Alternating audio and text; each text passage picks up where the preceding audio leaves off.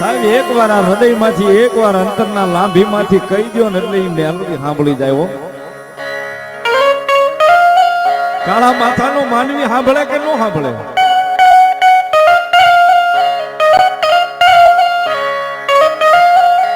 પણ મારી જોગ માયા ઘુઘરિયાળી આ ડોહલડી બેઠી ને સાહેબ અહીંયા સાંભળે હો બા.